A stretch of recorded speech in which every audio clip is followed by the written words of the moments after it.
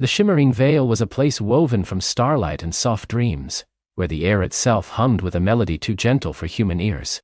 Here, the sun did not blaze but diffused into 1,000 hues of lavender and apricot, painting the sky in a perpetual twilight glow. Rivers didn't rush, they whispered, their currents shimmering with embedded moon pearls that pulsed with a cool inner light. Trees didn't stand still, their branches swayed in invisible breezes, murmuring ancient secrets to the moss that clung like emerald velvet to their bark. And in this realm of quiet wonder lived Ilara, a creature of luminous grace. She was a glimmerwing no taller than a child's knee, with skin the color of polished river stones and hair like spun moonlight. From her back sprouted a pair of delicate, translucent wings, patterned like the finest moth's wing, each veined with threads of pure, shimmering light. They beat not with a buzz but with a silent flutter, stirring the air with tiny motes of stardust that danced and vanished. Ilara's days were spent in gentle communion with the vale. Her most cherished task was tending to the glow moss, the living tapestry that carpeted the forest floor and clung to the ancient whispering trees.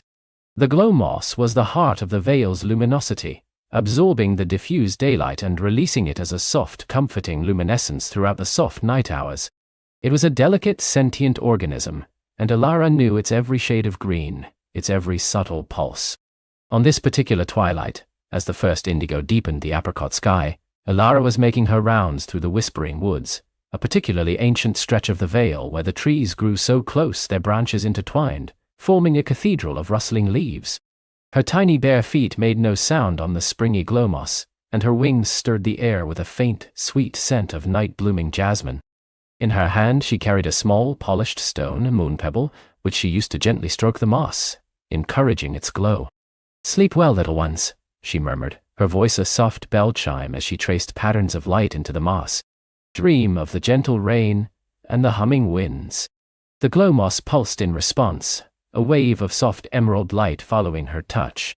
It was a familiar comfort, a rhythm as old as the vale itself. But tonight, something was different.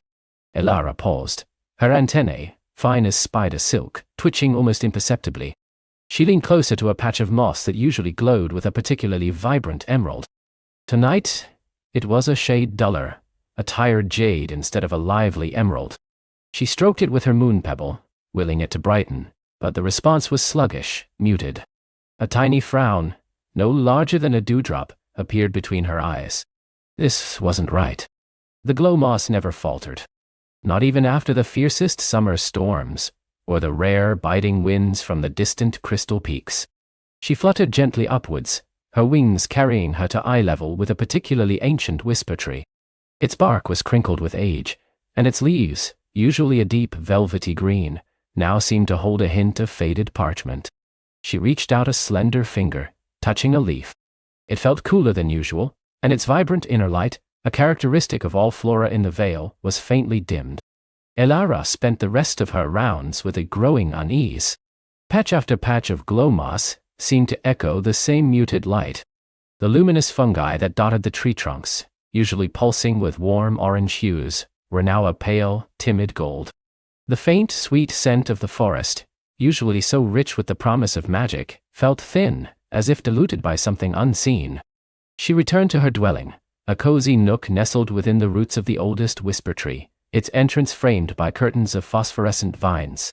Inside, her home glowed with the comforting light of her own well-tended glow moss patches, and a collection of captured star motes, tiny specks of pure starlight she'd carefully gathered and housed in hollowed-out dewdrop gourds. Usually the mere act of entering her home with its familiar scents of sweet moss and dried berries would instantly soothe her spirit. But tonight, the subtle dullness seemed to have followed her. Even her star motes, usually sparkling with eager energy, seemed to shimmer with a faint, almost imperceptible tremor. Ilara prepared her evening meal, a small handful of sun-ripened cloudberries, and a cup of warm dew-sweetened sap from a sun-petal flower. She ate slowly, her mind replaying the muted glows and faded colors she'd seen throughout the day. It wasn't a sudden, catastrophic change, nothing to cause alarm among the more boisterous river sprites or the perpetually cheerful skylarks. But for Ilara, who lived in such intimate connection with the vale's delicate rhythms, it was as clear as a missed beat in a beloved song. She knew she couldn't ignore it. The shimmering veil was her home, her family, her very breath. And if something was ailing it even subtly, she had to find out why. The next morning, Elara rose before the first wash of lavender light touched the highest peaks of the veil.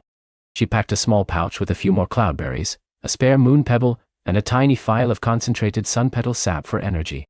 Her wings beat with a new purpose, no longer just for her daily rounds, but for a journey of discovery. She decided to follow the course of the Whisper River, believing that if the veil's magic was truly dimming, its lifeblood would show the most significant signs. The Whisper River was the longest and most ancient waterway in the Vale, fed by the glacial melt from the distant crystal peaks, and eventually emptying into the luminous, ever-shifting mists of the beyond. It was said that the river carried the very essence of the Vale's magic, its water imbued with the memories of 1,000 ages. As she flew along its banks, the usual gentle hum of the river was indeed softer, less vibrant. The moon pearls embedded in its bed, which usually pulsed with a steady, serene rhythm, now seemed to flicker, their light wavering like a candle in a draught. The water, usually so clear it reflected the sky in perfect detail, now carried a faint, almost imperceptible haze, dulling its mirror-like surface. Elara landed on a smooth, moss-covered stone by the river's edge. She cupped her hands and dipped them into the water. It was cool, but not with the invigorating chill she was accustomed to. It felt flat, like a song played without its harmony. She followed the river for what felt like many sun cycles, her small wings growing tired, but her resolve unwavering. She passed familiar landmarks, the singing willows whose leaves usually created a gentle wind chime chorus, the crystal caves, where formations of pure light crystal refracted the sun's rays into dazzling rainbows, and the whispering falls, where the river tumbled over a sheer cliff face, its spray catching the moonlight and creating a perpetual veil of shimmering mist. It was at the Whispering Falls that Elara felt the most profound sense of unease. This was a place of immense power, a nexus where the Vale's magic felt concentrated and vibrant. The air here usually thrummed with energy, alive with the scent of ozone and sweet water. The mist, always glowing with an ethereal, silvery light, was a beacon visible for miles. But today, the falls were different. The roar of the water, usually a mighty, comforting sound, seemed muffled, as if heard through a thick blanket. The mist, instead of its usual dazzling silver, was a dull grayish white, its luminous quality almost entirely gone. And the air, instead of vibrating with energy, felt heavy, still, and strangely cold. Elara landed on a craggy outcrop near the base of the falls, her heart aflutter with a mixture of dread and determination. The glow moss here, usually the most intensely vibrant in all the Vale, was now barely visible, its light reduced to faint, dying embers. Even the hardy moonbloom flowers, which thrived on the constant spray and lunar light, hung limp and colorless, their petals drooping like forgotten dreams. She took a deep breath, the chill air stinging her delicate lungs. Something was profoundly wrong. This wasn't just a subtle dimming. This was a significant fading, a wound in the very heart of the Vale. Carefully, Elara picked her way closer to the base of the falls, her eyes scanning for any clue, any anomaly that might explain this troubling change. The rocks here were slick with a strange oily residue, not the usual mineral-rich film from the spray. It had no scent, but it felt wrong beneath her bare feet. Then, she saw it. Tucked away in a small crevice almost hidden by a cluster of lifeless moonblooms, was a faint blue light. It was a light unlike any she had ever seen in the Vale. It wasn't the warm, pulsing glow of the glow moss, nor the cool, steady shimmer of moon pearls, nor the eager sparkle of star motes. This light was sharp, almost brittle, and it pulsed with an erratic, unnatural rhythm, like a struggling heartbeat. Driven by an instinct she couldn't name, Elara pushed aside the drooping flowers and peered into the crevice. There, nestled amidst the dark, damp stone, lay an object. It was small, no larger than her thumb, and shaped like a teardrop. Its surface was smooth and crystalline, catching the faint light of the dimming falls and reflecting it back in distorted, fractured patterns. And from within its depths emanated the strange, sharp blue light, pulsing with that unsettling, erratic beat. Elara reached out a trembling hand, her fingers brushing against the cool, smooth surface of the object. As her skin made contact, a jolt, not of pain but of profound ancient sadness, surged through her. A silent, piercing whisper seemed to echo in her mind, a language she didn't understand, yet its meaning was clear. Lost, broken, forgotten. The blue light intensified for a moment, then pulsed even more erratically, as if in distress. The chill in the air around the falls seemed to deepen, and the remaining glow moss patches flickered one last time before fading almost entirely into shadow. Elara pulled her hand back, her heart thrumming. This object, whatever it was the source of the change. She was certain of it. It was draining the magic from the Whispering Falls, and perhaps from the entire shimmering veil. But what was it? Where did it come from? And how could she help it, or stop it? The questions swirled in her mind, as vast and mysterious as the mists of the beyond. She looked from the strange, blue-glowing teardrop to the dying beauty of the falls, a profound sense of responsibility settling upon her small shoulders. The veil was calling to her, and she knew, with a certainty that resonated deep in her glimmer-winged soul, that she had to answer. She had to understand the... With a deep breath that tasted of fading starlight and the faint, sweet scent of wilting moon-petal blooms, Elara pushed aside her fear and fluttered closer to the enigmatic blue teardrop. It hung suspended in the air, just above the shimmering fall's once vibrant waters, pulsing with a soft, ethereal light that seemed to draw the very essence from the air around it. As she approached, the surrounding air grew strangely still, the usual gentle breeze that ruffled the glimmerwing's wings falling silent. Even the distant chirrup of the sun-drowsed cricket seemed muted, as if the veil itself held its breath. The teardrop was larger than she had first thought, easily the size of a slumbering moon moth, its surface smooth and flawless, like polished sapphire spun with liquid starlight. As her tiny antennae quivered, testing the air, she felt a strange pull, a gentle hum that resonated not just in her ears, but deep within the glimmer dust that made up her very being. It was a sound both alien and ancient, a melody from a place beyond knowing. Tentatively, Elara reached out a shimmering hand, her tiny fingers glowing faintly with her own inherent magic. As her fingertip brushed the cool, smooth surface, a jolt, not of pain but of profound wonder, shot through her. The teardrop rippled, its blue light intensifying, and for a fleeting moment, Elara wasn't in the shimmering veil anymore. She was immersed in a swirling kaleidoscope of colors she had never seen, greens that sang, purples that whispered, and golds that hummed with a forgotten joy. She heard echoes of laughter, the rustle of leaves from trees that surely didn't exist in her world, and the distant, sonorous chime of bells made of pure light. It was a glimpse, a whisper of another place, another time, another ealating. Then, just as quickly, it vanished. Elara found herself back above the dying falls, her heart fluttering like a trapped moth. The teardrop pulsed once more, a little less brightly than before, and she felt a faint shiver of cold pass through her. It was fading, too. Whatever magic it held, whatever connection it offered, it was weakening, just like the veil. This wasn't merely a curiosity. It was a desperate plea, a dying gasp from somewhere far away, echoing the veil's own silent cry. The urgency intensified. She couldn't unravel this mystery alone. There were tales, whispered among the Glimmerwing elders, of times when the fabric of reality thinned, when echoes from the mists of the beyond brushed against their world. Only one among them possessed the knowledge vast enough to understand such phenomena. Elder Will-O-Wisp. T. Elder Will-O-Wisp lived deep within the roots of the great heartwood tree, the ancient, gnarled giant that stood at the very heart of the shimmering veil. Its branches reached for the heavens, its roots delved into the earth's deepest secrets, and within its immense, hollowed-out trunk resided generations of Glimmerwing lore-keepers. Elara knew the journey would be long, even for her swift wings, and the path through the increasingly shadowed veil was fraught with new, unsettling silences. With a determined beat of her wings, Elara turned from the teardrop, its blue glow already receding a fraction more, and headed towards the great heartwood. The usual vibrant greens of the whispering woods, through which she had to pass, were now tinged with a sickly yellow.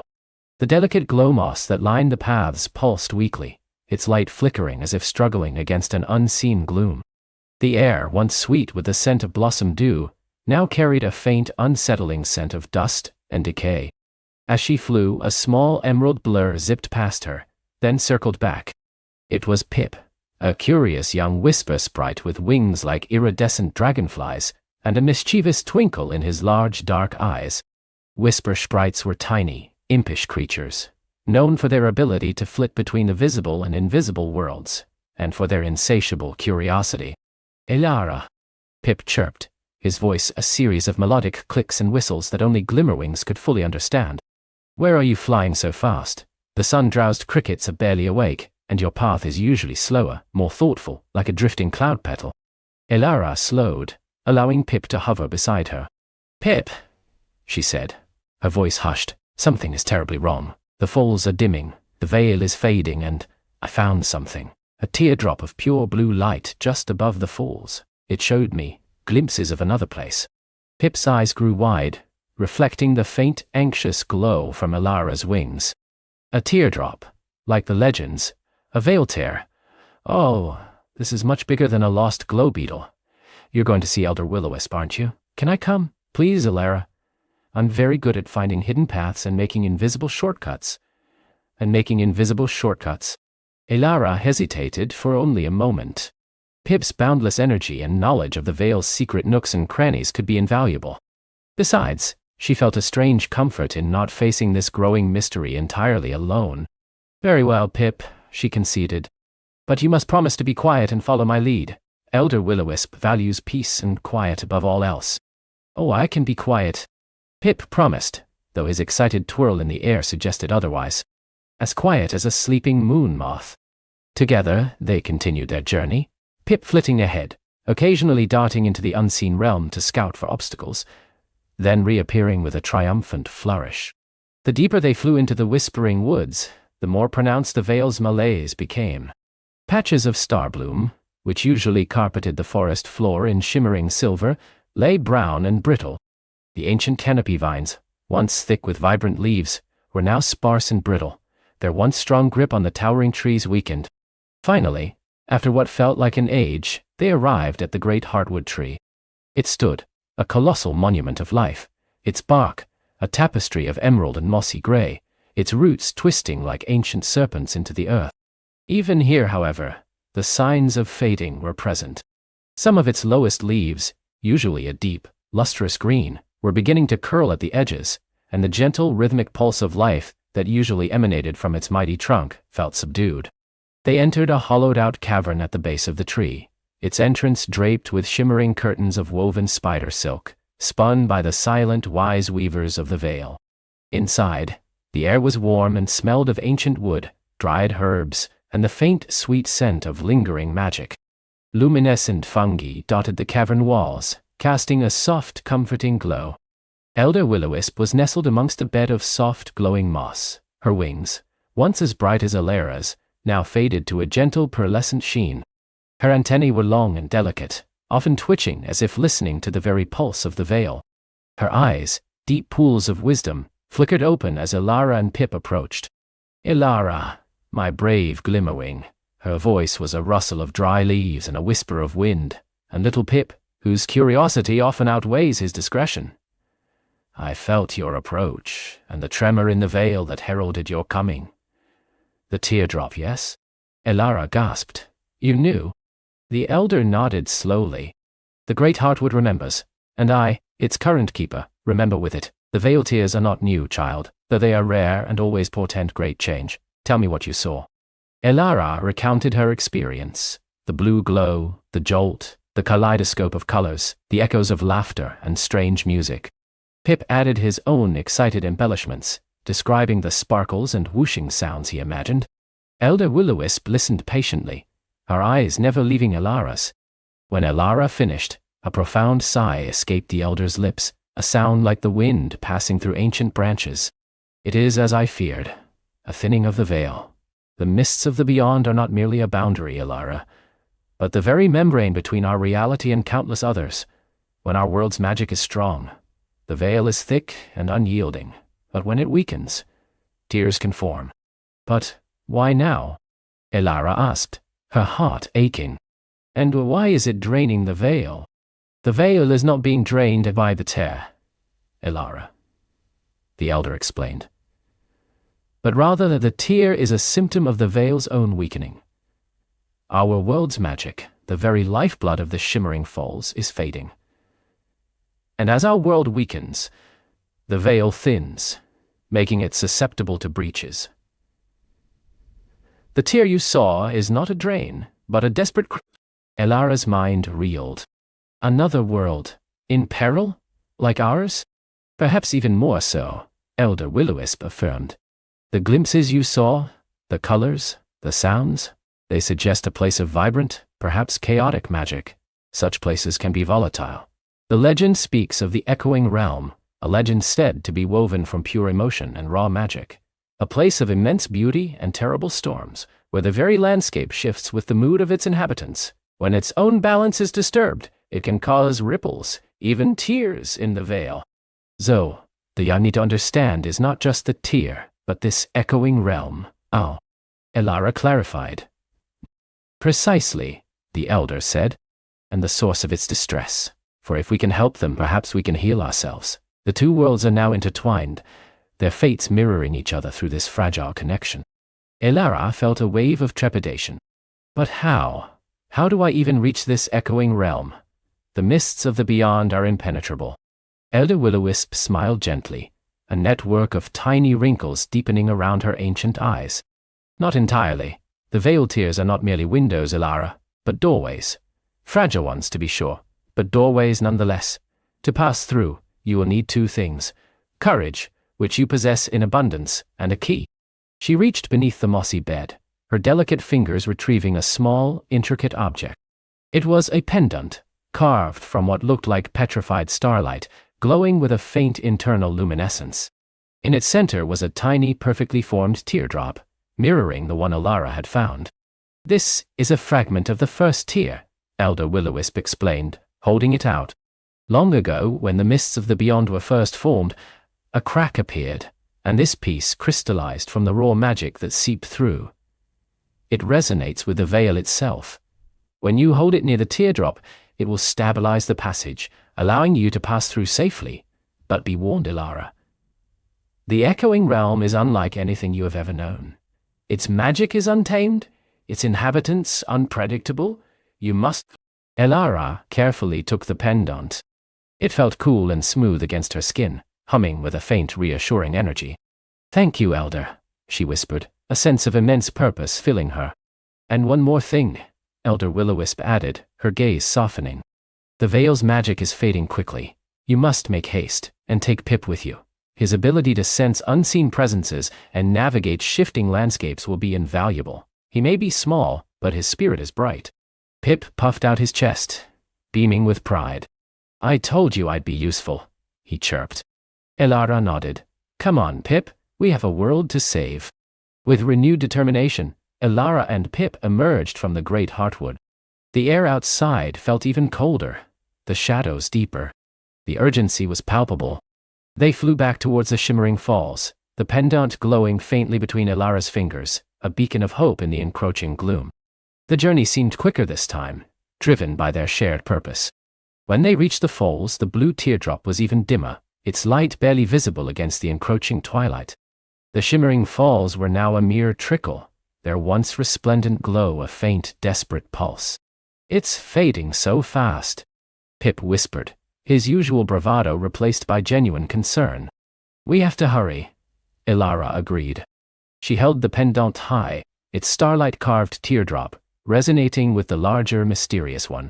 As she drew closer, the pendant pulsed, and the blue teardrop before them responded, its light flickering, then slowly, steadily brightening. A shimmering portal, like a window made of liquid sapphire, began to form within the teardrop. It swirled with the same kaleidoscope of colors Elara had glimpsed before, but now more vivid, more inviting, and yet undeniably intimidating. The air around it crackled with latent energy. "This is it," Elara breathed, her heart pounding. She looked at Pip, who, despite his trembling wings, met her gaze with a spark of adventurous spirit. "Ready, Elara," he squeaked. Taking another deep breath, Elara clutched the pendant tightly, its magic a warm anchor in her hand. She flew towards the swirling portal, Pip hovering just behind her. As she passed through the shimmering surface, it felt like flying through a curtain of cool, sweet rain, mixed with 1,000 tiny bells. The transition was disorienting. For a moment, she was nowhere, suspended in a realm of pure light and sound. Then, with a gentle whoop-a-paw, she emerged into a world utterly unlike the shimmering veil. The air here was thick with an almost tangible magic, sweet and dizzying, like breathing in liquid moonlight. The sky above was not blue, but a shifting canvas of deep violet, crimson and emerald, swirling lazily like paint on an artist's palette. Instead of the familiar sun-drowsed crickets, a symphony of unheard melodies vibrated through the air, sometimes harmonious, sometimes clashing, always changing. The landscape was breathtaking and utterly alien. Trees grew here, but their trunks were spun from pure light, their leaves a riot of ever-changing colors, from fiery oranges to shimmering silvers, pulsing with their own internal glow. Flowers bloomed in cascades of impossible hues, their petals unfurling and receding with a gentle rhythmic breath, as if alive in a different way. The ground beneath them was not solid earth, but a soft, springy surface that shimmered with every step, made of what looked like solidified rainbow mist. Below them, instead of the shimmering falls, was a vast, glittering expanse of liquid light, flowing not downwards, but upwards, defying gravity in a series of shimmering arcs. These were the emotion currents, Elara realized, remembering Elder Will-O-Wisp's words about a realm woven from raw emotion. The currents pulsed with colors, bright yellows for joy, deep blues for sorrow, fiery reds for passion, swirling and mingling in a breathtaking, confusing dance.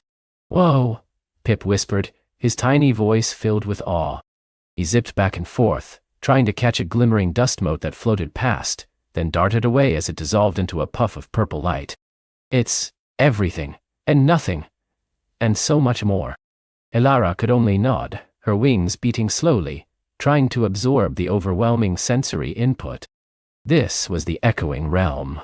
It was beautiful, vibrant, and incredibly powerful. But where was the peril? Where was the source of its distress, the dare that was draining both their worlds?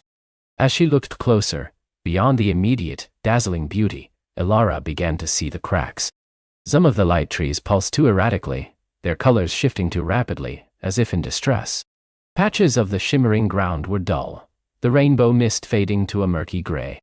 And the emotion currents below, while mostly vibrant, occasionally showed streaks of a dark, unsettling indigo, a color Elara couldn't quite place, but which felt heavy, like a forgotten sadness. Suddenly, a sound unlike any other pierced the air. It was a mournful, echoing cry, filled with an ancient sorrow, that seemed to vibrate through the very fabric of this magical realm. It came from the direction of a towering mountain range in the distance, its peaks shimmering with an unsettling dark purple glow. Elara looked at Pip, her eyes wide. That sounds like pain."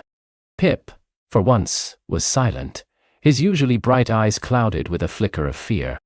"It sounds like a broken heart," he murmured. The cry echoed again, and this time, Elara felt a wave of profound melancholy wash over her, so potent it almost brought her to her knees. The echoing realm was indeed woven from emotion, and its sorrow was contagious, seeping into her very core. She knew with a chilling certainty that the source of the veil's fading, the she had come to understand, lay within that mournful sound, and within the shadowed peaks from which it emanated. Her journey had just truly begun. Her journey had just truly begun. The melancholy, a cold, heavy cloak woven from the very air, settled around Elara, pressing down on her shoulders, whispering of old losses and sorrows, not her own. It threatened to extinguish the spark of determination within her, to make her sink to her knees and weep for reasons she couldn't name. Her breath hitched, and a single tear, unbidden, traced a cold path down her cheek. Phelan, sensing her struggle, placed a gentle, knowing hand on her arm. His touch was a tiny anchor, warm and real amidst the tide of abstract grief. "Hold fast, little seeker," he murmured, his voice a low, resonant hum that cut through the emotional din. "The echoing realm is a mirror, but also a sponge. It absorbs, amplifies, and reflects. Do not let its sorrow become your own." Elara nodded, clenching her fists, fighting the urge to succumb. She closed her eyes, picturing the vibrant greens of the vale, the laughter of the river sprites, the comforting warmth of her own hearth. She focused on the feeling of Elave for her home, the Hopaya, that had driven her here. Slowly, painstakingly, the crushing weight began to recede, replaced by a dull ache, manageable now, a constant reminder of the task ahead. When she opened her eyes, Phelan's gaze was steady and unwavering. "That sound," she managed, her voice a little shaky. "It's overwhelming. And those peaks, they look like shadows made solid." Phelan looked towards the distant, jagged silhouettes, their tips seemingly dissolving into the bruised purple of the horizon. "They are called the shadow-webbed spires," he explained, his voice softening, a note of ancient sadness entering it. "And the sound you hear, it is the heart cry, the very source of the fading, the wound in the realm that bleeds sorrow into our world." "A wound?" Elara whispered, the word painting a vivid, painful image in her mind.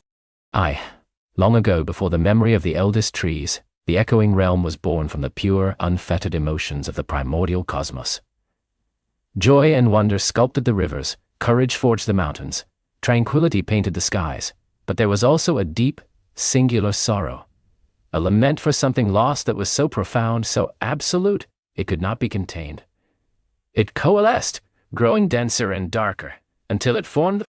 Elara shivered, a chill that had nothing to do with the wind. "So, the Yissi, the sorrow itself." "In essence, yes," Phelan confirmed. "It weeps endlessly, and its tears, unseen but felt, dilute the other emotions of the realm, draining them of their vibrancy. The veil, being so closely attuned to the echoing realm, feels its pain acutely. To heal the veil, we must soothe the heart cry, or at least understand its nature enough to stem its flow." He turned, gesturing towards a shimmering, almost liquid horizon beyond their current vantage point. "The path to the shadow-webbed spires is not direct. The immediate lands surrounding them are so saturated with this ancient sorrow that they have become a labyrinth of despair. We must first traverse the weeping mire, a bog born from solidified melancholy, before we can even begin the ascent." Elara looked, and indeed, what she had initially mistaken for distant clouds, now resolved into a vast undulating expanse of grey, perpetually shrouded in a fine weeping mist. It looked less like solid ground and more like a sigh made manifest. "How do we cross it?" she asked, a knot of apprehension tightening in her stomach. Phelan gave a faint, almost wistful smile. "Carefully, and with a light heart, little seeker. For the mire feeds on despair. The more we surrender to its influence, the deeper it pulls us in." He led the way, his steps surprisingly agile over the uneven, moss-covered ground, which grew increasingly damp and spongy with every stride. The air grew heavier, thick with an almost visible humidity that clung to Elara's clothes and hair. The faint, high-pitched wail of the heart cry was no longer a distant echo, but a constant, low thrum beneath the silence, a mournful bass note to the world.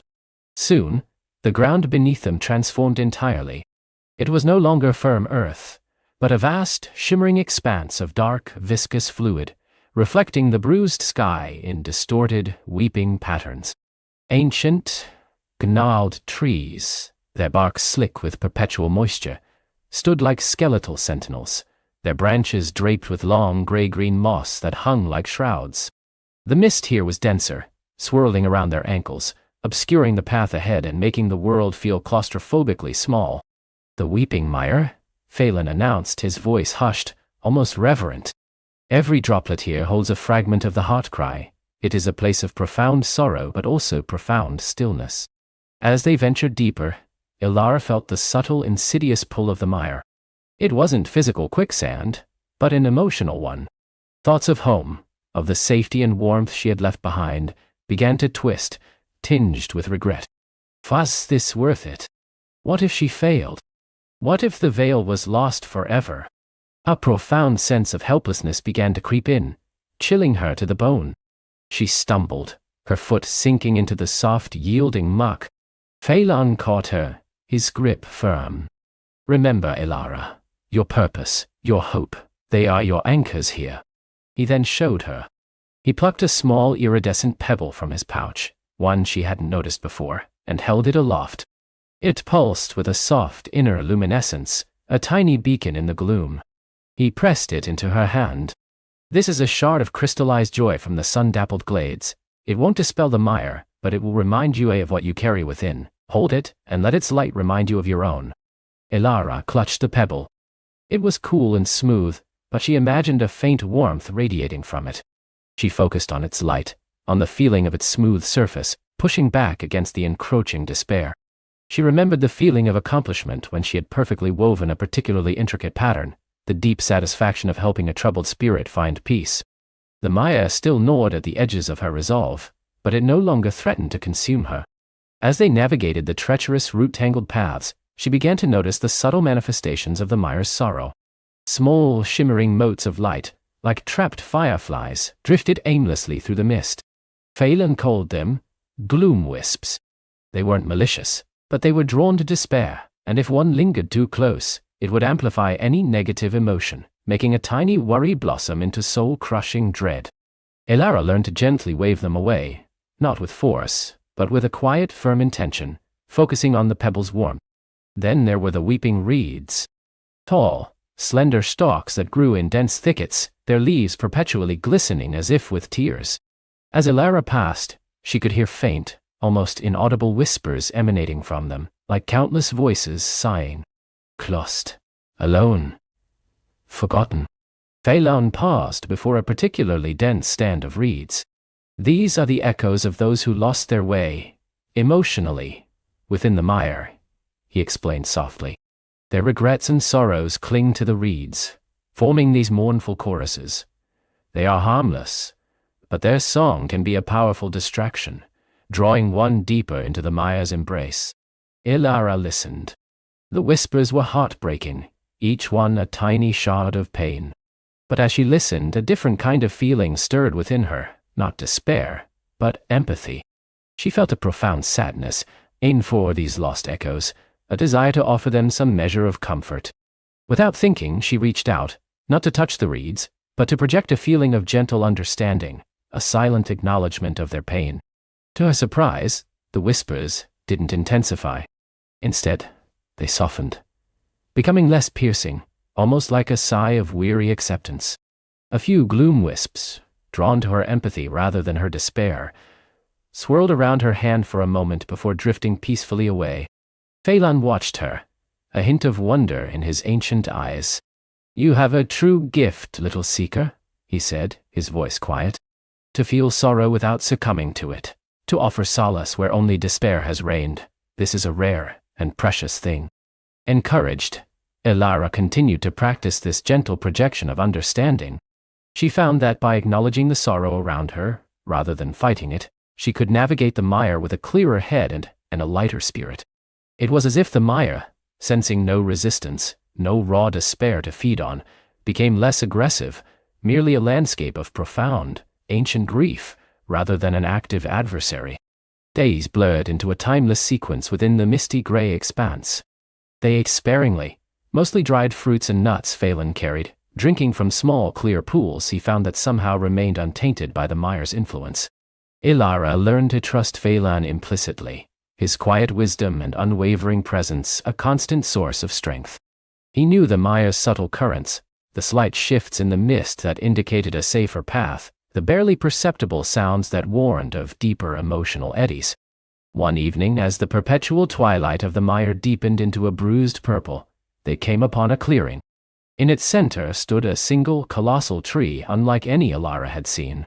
Its bark was as smooth and gray as polished stone, and its branches, thick as dragon's limbs, spiraled upwards, devoid of leaves, but draped with a thick, shimmering curtain of silver-gray fibers. From these fibers, a constant, silent stream of liquid fell, not like rain, but like endless heavy tears, forming a deep, still pool at the tree's base. "The weeping guardian," Phelan whispered, stopping a respectful distance away. "It is said to be the oldest sorrow in the mire, a living monument to the heart cry. It guards the true passage to the shadow-wept spires." As they approached, a profound sense of ancient, unutterable grief emanated from the tree, so powerful it eclipsed even the pervasive sorrow of the mire. It felt like standing at the edge of time, witnessing the very first heartbreak. The heart cry from the distant spires seemed to resonate directly through this tree, amplifying its mournful song. Suddenly, the shimmering fibers on the tree's branches began to stir. They coalesced, thickening and weaving together, until they formed a vaguely humanoid shape, tall, slender, and ethereal, with long flowing limbs and no discernible face, only the constant, silent cascade of tears. It didn't move, but its presence filled the clearing, a silent, sorrowful question. "It will test us," Phelan murmured to Elara. "It seeks to understand our purpose, to gauge the depth of our conviction. It speaks not with words, but with feeling. Offer it your truth, little seeker." Elara felt her heart pound. This was different from the gloom wisps or the weeping reeds. This was a direct confrontation with a being of pure, concentrated sorrow. She clutched the crystallized joy pebble, but its warmth felt fragile against the overwhelming coldness emanating from the guardian. She took a deep breath, trying to calm the tremor in her hands. She thought of the veil, of its fading colors, its silenced laughter. She thought of the desperate hope that had propelled her from her quiet life. She thought of the little willow sprite who had wept for her lost song. Then, she focused on her own emotion, compassion. Not pity, which might feel condescending, but a deep, genuine empathy for the sheer, boundless sorrow that the guardian embodied. She reached out, not physically but with the full force of her heart, projecting a silent message. "See your pain. I acknowledge it. I am not here to deny it, but to understand its source, and perhaps to offer a path to healing." "In Madam, Penaninotin." The weeping guardian shimmered, its form rippling like water. The cascade of tears intensified for a moment, then, impossibly, slowed. The air around it felt less suffocating, though no less mournful. Then, a new feeling emanated from the guardian, a complex blend of ancient weariness and a flicker of curiosity. It was as if it had not encountered such an offering in eons. It communicated not in thoughts but in emotional images, a vast empty space, a forgotten memory, a longing that stretched across time. Elara understood. The guardian was not evil. It was a sentinel of grief, a living embodiment of the sorrow it protected. It had never been offered understanding, only fear or attempts to bypass it. She took another step closer, holding out her hand, palm open, still projecting her compassion. "The veil is fading," she projected, her voice and her mind clear and strong, though no sound escaped her lips. "Its colors dull, its music silenced, its spirits grow listless. This sorrow, this heart cry, flows into it, just as your tears flow into this pool. We seek to understand the Othan, to ease its pain, so that all may find peace once more. We do not wish to silence your grief, but to tend to the wound that causes it." For a long silent moment, the guardian remained still. Then its shimmering form began to contract, drawing inwards, its edges softening. The endless cascade of tears from its branches lessened to a gentle drizzle. The feeling of overwhelming grief remained, but it was now tinged with something else, a deep, profound resignation, and a fragile, almost imperceptible hint of gratitude. Slowly, gracefully, the weeping guardian began to dissolve. Its shimmering fibers unwove themselves, receding back into the bark of the ancient tree, until only the colossal, smooth-barked trunk remained, its branches still weeping, but with a softer, less desperate rhythm. As the guardian faded, a path opened. Where the pool of tears had been, the water parted, revealing a narrow stone pathway, slick with moisture, that led directly into the gnarled roots of the ancient tree, disappearing into the darkness beyond. "It has granted passage," Phelan breathed, a rare note of awe in his voice. He looked at Elara, his eyes shining. "You have done what generations of seekers have failed to do, little one. You have spoken to sorrow with love, and it has listened." Elara felt a rush of warmth, a quiet triumph, that settled deep within her. It wasn't power, not in the way she had imagined magic, but it was something far more profound, the power of connection, of empathy, of understanding. They stepped onto the newly revealed path.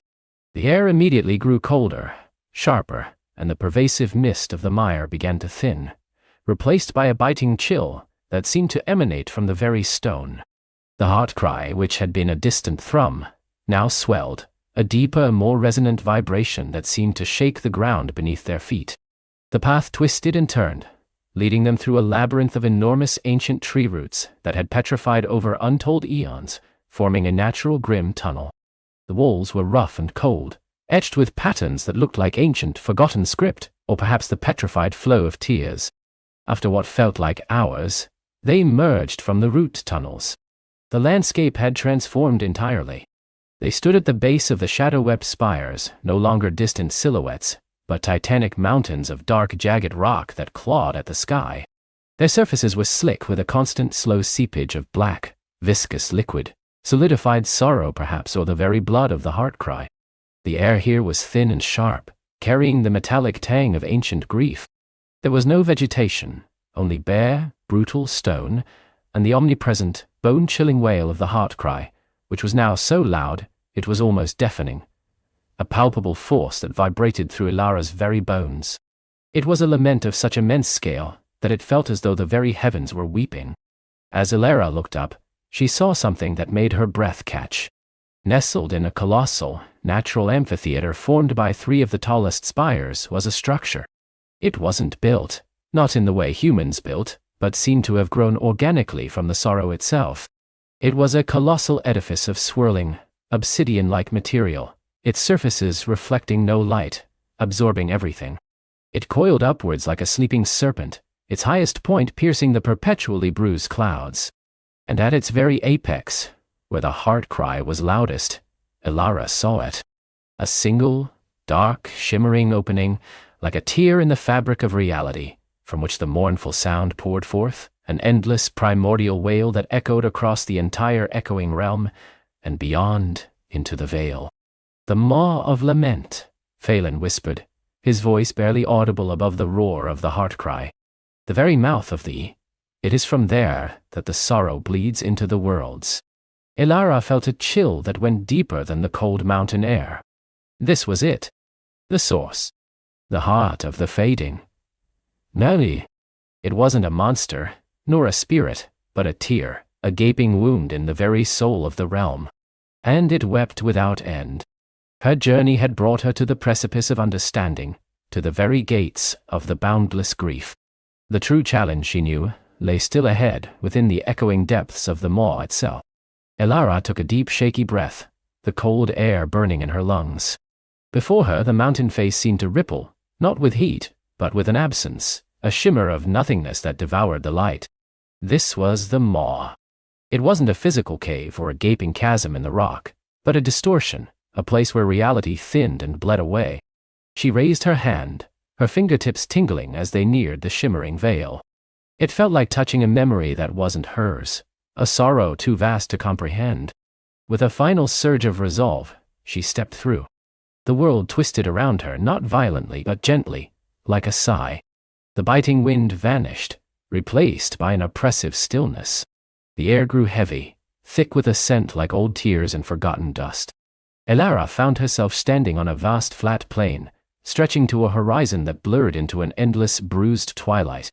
There was no sky, only a ceiling of swirling grey mist that seemed to weep silently, the moisture condensing on her cloak like cold dew. The ground beneath her feet was not rock or earth, but a strange, resilient fabric, woven from threads of faded light and shadow. It was soft, almost spongy, and with every step, a faint melancholic chime resonated, like a single distant bell tolling for a lost friend. This was the landscape of sorrow, a realm spun from the very essence of grief. She walked, her footsteps the only sound in the profound quiet. Here, the fading was absolute. The vibrant colors of her own world were ghosts, leached of their brilliance. Her cloak, once a vivid forest green, appeared a muted sage. The silver embroidery on her tunic, dull as pewter. Even the warmth of her own skin felt distant, as if her inner light was struggling to pierce the gloom. As she ventured deeper, spectral forms began to coalesce from the mist. They were not malicious, but infinitely sad. Whispers drifted past her, not words but echoes of feelings, lost, gone, never again. They were the remnants of forgotten dreams, unfulfilled wishes, and untold stories, caught in the maw's sorrowful current. One such wisp, shimmering with the faint outline of a child's toy, drifted near, brushed against her arm, and dissolved into a puff of grey dust, leaving behind a profound sense of yearning. Ilara pressed on, her heart aching with a shared grief that was not her own, yet settled deep within her bones. She understood now that this wasn't a place to be fought, but to be understood, to be comforted. The maw was not an enemy, but a wound. Eventually, the plain gave way to rolling hills, each cresting into a mound of what appeared to be solidified tears, shimmering, fragile crystals that caught the dim light and refracted it into faint, desaturated rainbows.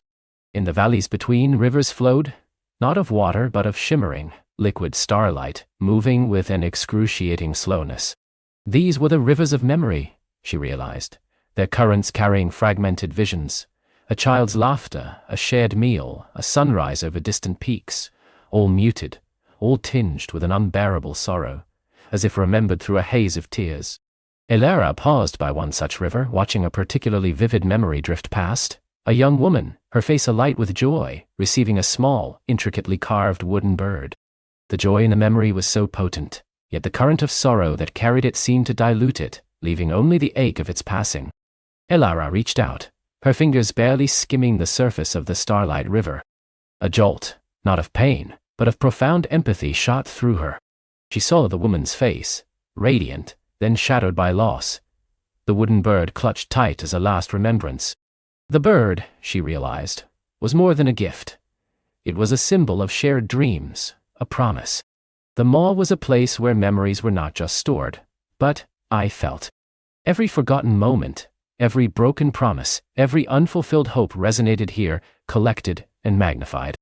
The sorrow was not a single entity, but a chorus of countless heartbreaks, all echoing back to a central originating grief. Following the slow, luminescent rivers, Elara noticed they all converged towards a single impossibly distant point. A glow faint and pulsing like a dying star. This must be the heart of the source of the weeping. The terrain grew more challenging. The hills became steeper, the solidified tears sharper, forming jagged crystalline peaks that seemed to pierce the weeping mist overhead. The air grew colder, and the whispers of lost memories grew stronger, more insistent, swirling around her like a storm of sorrow. Elara pulled her cloak tighter, drawing on her inner warmth, the spark of resolve that had carried her across realms. She was not immune to the grief, but she would not be consumed by it. She walked for what felt like days, though time here had no meaning, only the endless twilight. Her steps were heavy, not from exhaustion, but from the cumulative weight of the sorrow she absorbed. Yet, with each step, her purpose solidified. She wasn't here to simply witness, she was here to mend. Finally, she reached the source. It was not a grand monument, nor a terrifying beast, but a vast, shimmering cocoon of pure, concentrated grief. It pulsed with a mournful light, radiating waves of profound sadness that washed over Elara, threatening to drown her. At its very center, a faint, almost imperceptible sound resonated, a rhythmic, heartbreaking drip, drip. It was the weeping. The cocoon itself was immense, taller than any mountain, wider than any valley. It was woven from threads of pure, agonizing starlight and shadow, but unlike the ground she walked on, these threads were constantly shifting, reforming, like liquid anguish. And within it, vaguely visible, was the outline of something truly colossal. Something ancient and deeply wounded. Elara approached the cocoon cautiously, her heart hammering with a mixture of dread and profound pity. As she drew closer, the individual strands of the cocoon became clearer. They were not just starlight and shadow, but woven stories. Millions upon millions of them, stretching back to the dawn of time. Stories of love and loss, triumph and despair, courage and fear. But each story here was incomplete, broken, or utterly forgotten. A lover's whispered promise, never kept. A hero's journey, left unfinished. A child's dream, never dreamt. This, she realized with a gasp, was the great weaver of storyskin. This colossal, ethereal entity was the origin point of all narratives, all myths, all dreams that intertwined to form the fabric of existence. And it was weeping, not tears of water, but tears of unraveling stories. The sorrow that bled into the worlds was the slow, agonizing unmaking of existence itself. When stories faded, memories were lost, and dreams were forgotten. The great weaver felt each break, each fraying thread, each silent tear. And it wept, a sorrow so deep that it threatened to unravel everything. Elara placed a trembling hand upon the shimmering, story-woven surface of the cocoon. A jolt of pure cosmic grief surged through her. She saw, felt, understood. The great weaver was not merely creating stories. It was the stories. Its very being was composed of the narratives that shaped reality, gave meaning to life, and connected all beings. And it was dying, slowly, painfully, as the worlds forgot the importance of telling, remembering, and living out their tales. The constant drip, drip, drip was the sound of a universe slowly forgetting itself. Elara closed her eyes, letting the immense sorrow wash over her. She knew she couldn't simply fix this. The great weaver was too vast, its pain too ancient. But perhaps she could offer comfort. Perhaps she could remind it. She opened her eyes and looked at the shimmering, broken cocoon. How do you comfort a being made of all stories? By telling it one. Gathering every ounce of courage, every fragment of hope, Elara began to speak.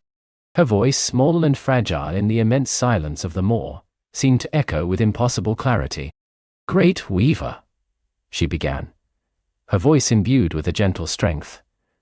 "I have traveled far from a world where your stories are fading. But they are not gone. Not yet." She paused, taking a breath.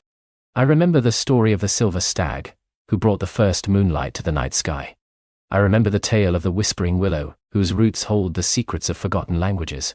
I remember the laughter of children listening to stories by the fire, their eyes wide with wonder." As Elara spoke, a faint change began to ripple through the cocoon. One of the frayed story threads, dull and lifeless, seemed to shimmer faintly, a spark of color returning to its weave.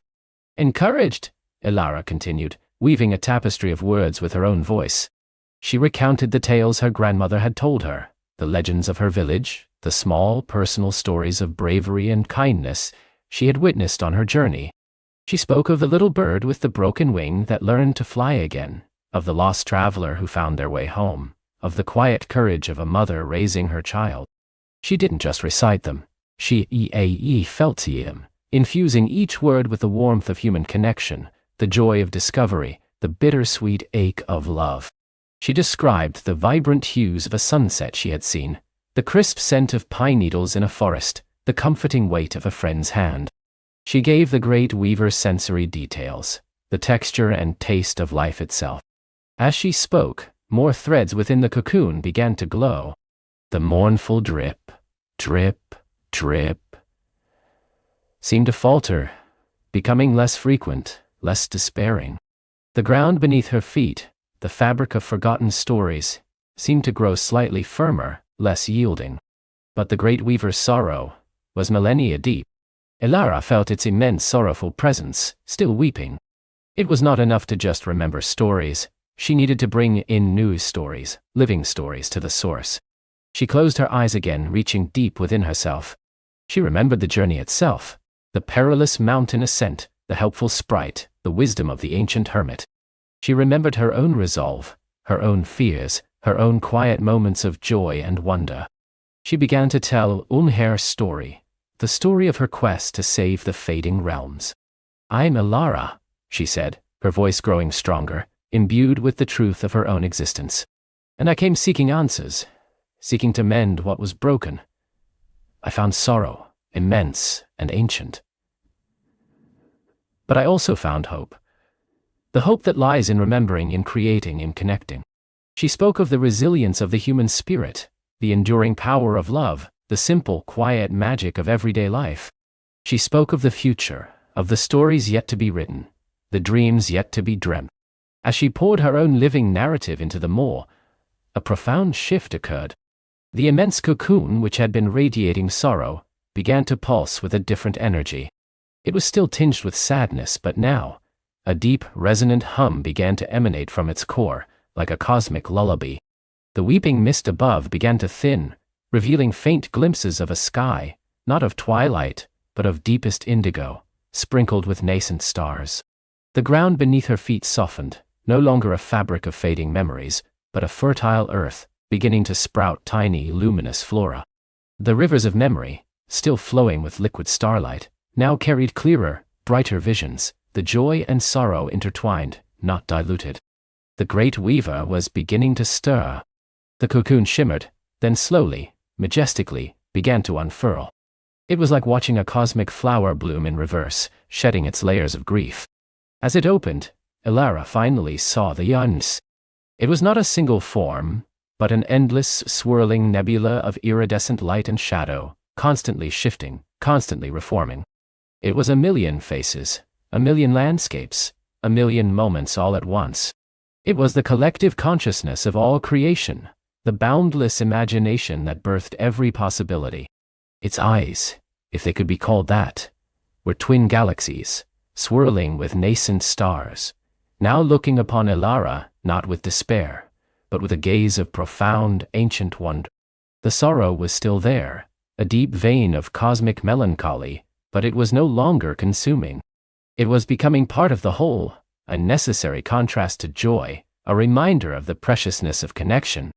A voice, not of sound but of pure thought, resonated directly within Elara's mind.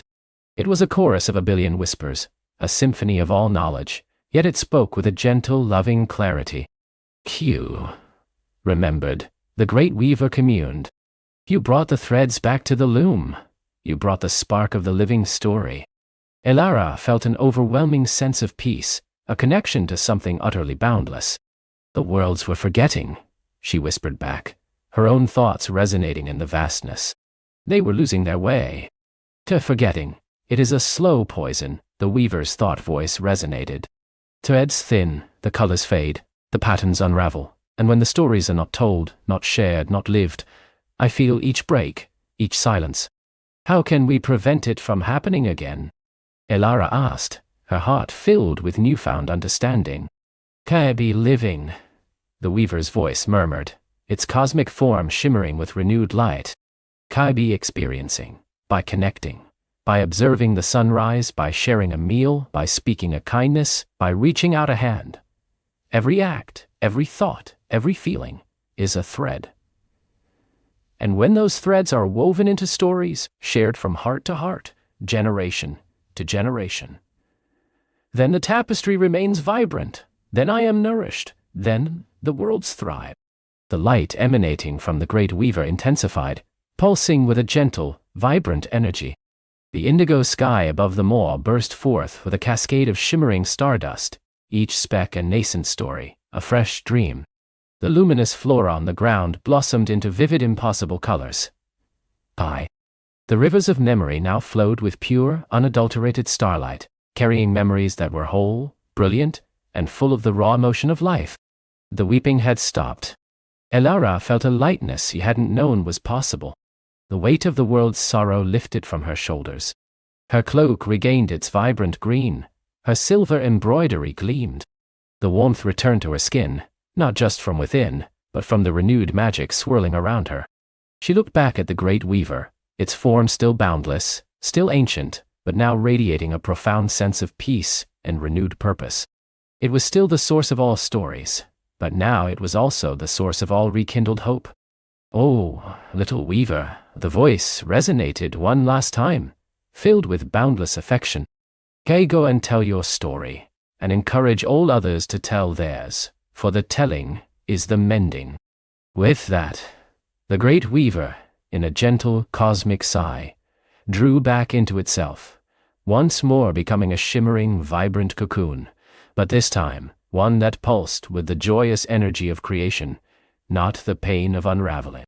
The moor, too, began to change. The landscape of sorrow dissolved, replaced by a realm of quiet beauty. Verdant hills rose, covered in sweet-smelling blossoms. Crystal-clear streams flowed with liquid light, reflecting the newly vibrant sky. The air, once heavy with grief, now hummed with a soft melodious song, the song of stories being born anew. Elara felt herself gently lifted, not by her own will, but by the burgeoning magic of the renewed world. The boundaries of the moor dissolved around her, replaced by the familiar crisp air of the mountain peaks. The sun, bright and golden, was rising over the distant horizon, painting the sky with hues more brilliant than she had ever seen. The world outside the moor was already responding. A distant shimmer in the air, like heat haze, signaled the return of raw magic. Flowers on the mountain slopes, long dormant, unfurled petals of impossible colors. A bird, whose song had been a faint, mournful whisper, now burst into a joyful, cascading melody. Elara looked down at her hands. They still bore the faint trace of starlight from the maw, a tangible reminder of her journey. She was no longer just a girl who sought answers. She was a bridge between the worlds, a keeper of the great weaver's renewed hope. She descended the mountain, her steps light, her heart full. Everywhere she went, she saw the signs of the return.